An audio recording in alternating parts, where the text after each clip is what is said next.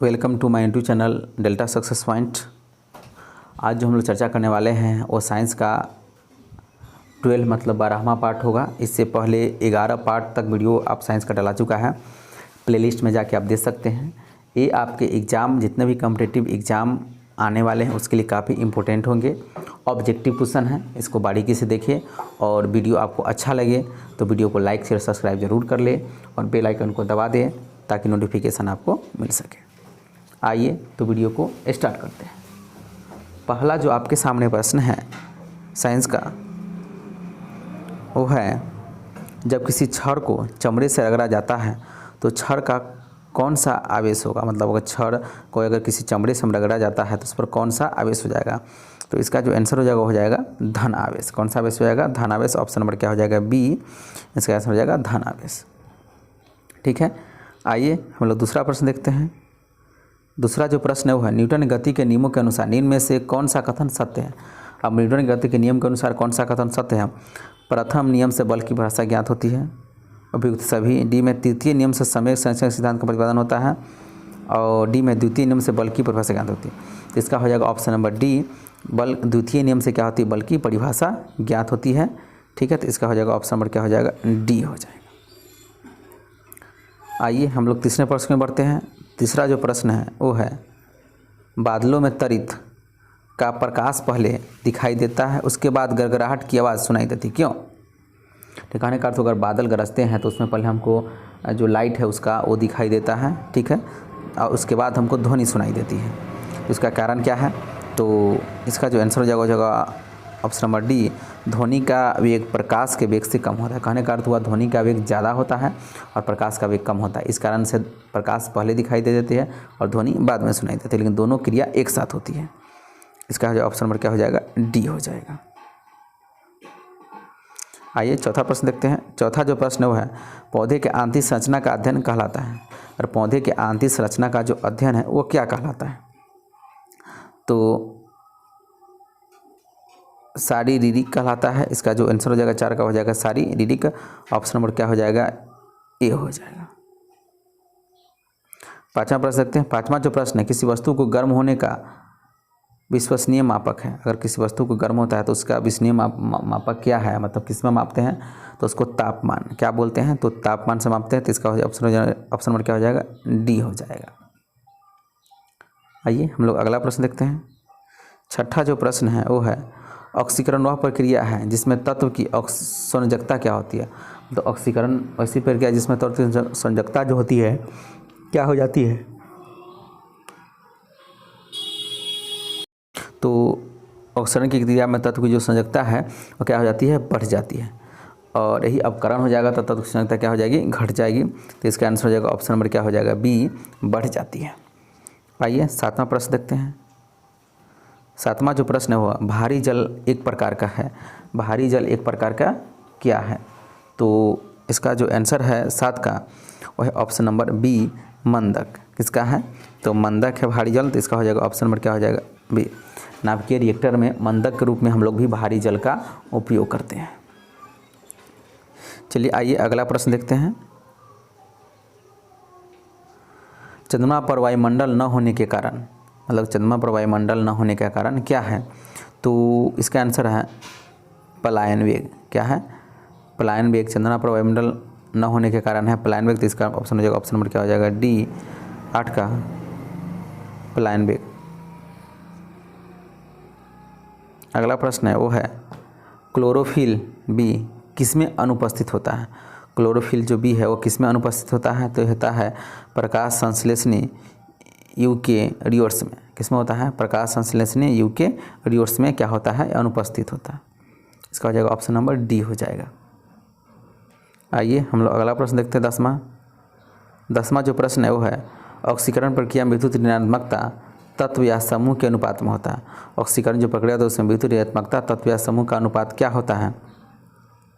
तो इसका नाम होता है बढ़ जाती है। क्या हो जाती है? बढ़ जाती है। इस तरह कुछ नहीं और था पीछे बैक में। चलिए आइए हम लोग 11वां प्रश्न देखते हैं। 11वां जो प्रश्न है वो है आपका कार्बन कार्बन के बीच कौन सा बंधन पाया जाता है। कार्बन कार्बन के बीच जो है कौन सा बंधन पाया जाता है, तो कोवैलेंट बॉन्ड मतलब सहसंयोजी बंधन पाया जाता है। तो इसका जो आंसर हो जाएगा वो हो जाएगा option number B, covalent bond, सहसंयोजी बंधन। आइए हम लोग 12वां प्रश्न देखते हैं। 12वां जो प्रश्न है वो है प्रकाश संश्लेषण अभिक्रिया का प्रथम अनुपात कौन सा है। प्रकाश संश्लेषण जो अभिक्रिया है उसका प्रथम अनुपात कौन सा है, तो इसका है ऑप्शन नंबर डी, क्लोरोफिल के इलेक्ट्रॉन का प्रकाश द्वारा उत्तेजन।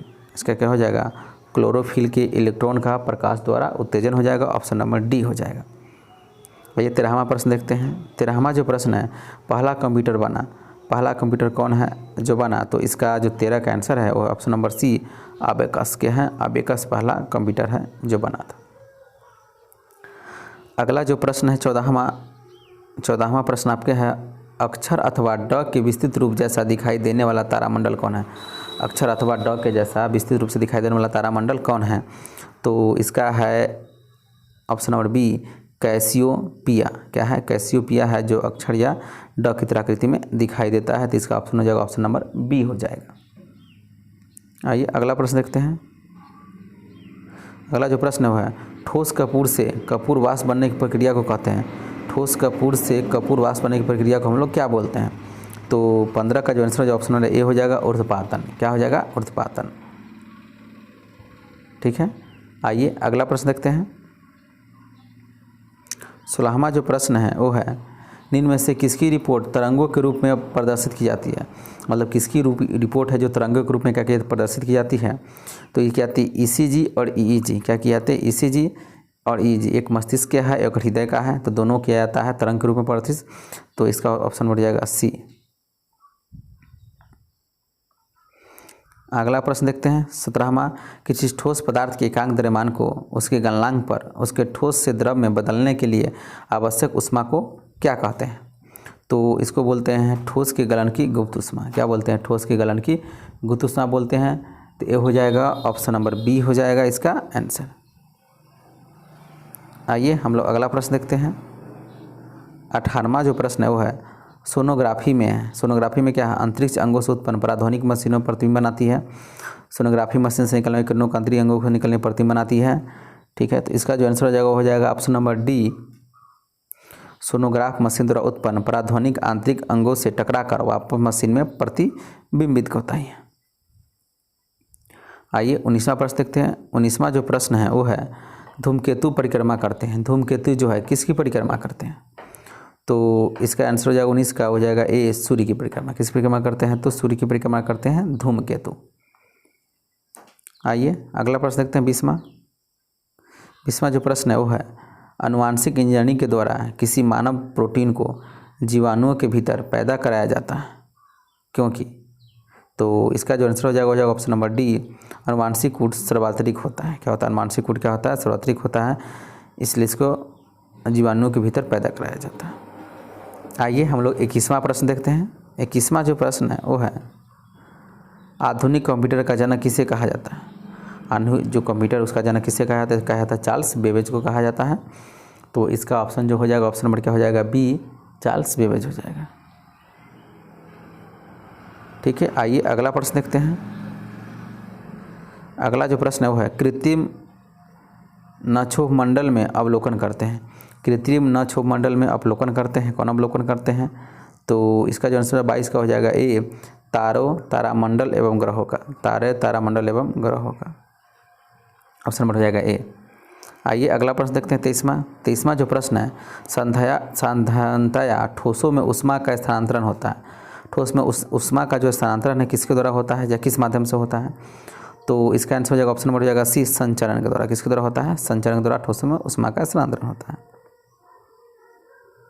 आइए अगला देखते हैं। अगला जो प्रश्न है निहारिका में होते हैं, निहारिका में क्या होते हैं, तो इसका हो जाएगा बी, सफ़ेद व काले वायु बादल होते हैं। सफ़ेद व क्या होते हैं, काले वायु बादल होते हैं निहारिका में, तो इसका आंसर हो जाएगा ऑप्शन नंबर बी हो जाएगा। आइए हम लोग अगला प्रश्न देखते हैं 25वां जो प्रश्न है वो है निहारिका में होते हैं। 25वां प्रश्न निहारिका में होते हैं तो होगा ध्वनि की, अगला क्वेश्चन है ध्वनि की प्रबलता या तीव्रता का कारण क्या है। ध्वनि की जो प्रबलता है या तीव्रता का कारण क्या है, तो ये इसका ऑप्शन बढ़ जाएगा बी, अधिक ऊर्जा। क्या है? अधिक ऊर्जा के कारण ध्वनि का तो प्रबल या तीव्र हो जाती है।